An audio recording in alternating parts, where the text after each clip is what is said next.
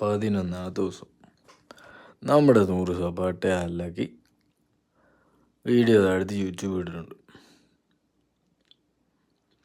തുടങ്ങിയ പോലത്തെ ഒന്നും അവസ്ഥയല്ല ഇപ്പോൾ. എണീക്കുന്നതൊക്കെ ഭയങ്കരമായിട്ട് ക്ഷീണിച്ചിട്ടാണ്. എനർജിയൊക്കെ കുറവായിട്ട് തോന്നാറുണ്ട്. പല കാരണങ്ങളുണ്ട്.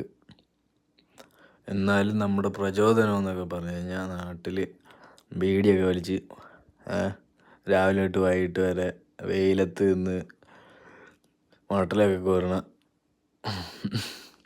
ആൾക്കാരൊക്കെയാണ് നമ്മുടെ പ്രയോജനം. അവരങ്ങനെയൊക്കെ ചെയ്യുമ്പോൾ നമ്മൾ കുറച്ച് സപ്പാട്ട അടിച്ചിട്ട് ക്ഷീണമാണ്, കുറച്ച് ഡെഡ് ലിഫ്റ്റൊക്കെ അടിച്ചിട്ട് ക്ഷീണമെന്നും പറഞ്ഞ് കിടക്കുന്നത് ശരിയാണ്.